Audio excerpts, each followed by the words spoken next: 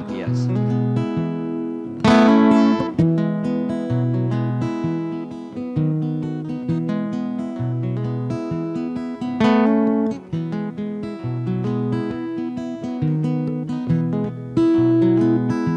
Tu sună-mă noaptea, dar după două, când poezia pare mai nouă și numai lumea, văleu, văleu, rămâne tot veche într-un picior, da, și într-o ureche. Tu sună-mă noaptea, dar după două,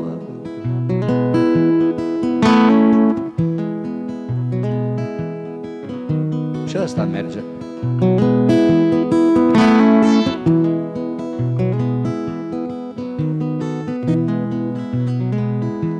Tu sună-mă noaptea,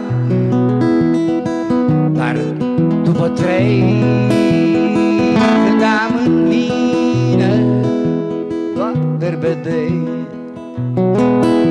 când raza lumii mă nimerește și cad în iarbă, atât prostește. Tu sună-mă noaptea, dar după trei. Așa cred eu că arată folcul.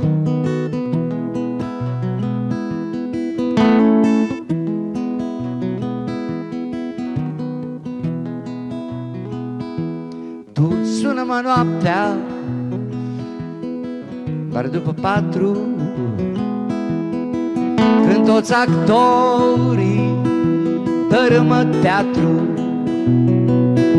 nici Stănculescu nu-i mai poate opri.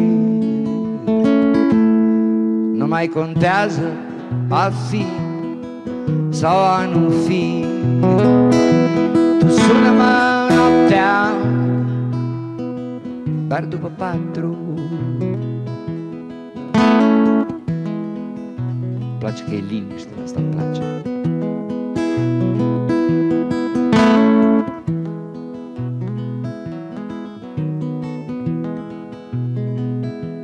Tu sună-mă noaptea, dar după unu, doarme atunci adânc în mine, doarme nebunul, iar cel cu minte iese pe stradă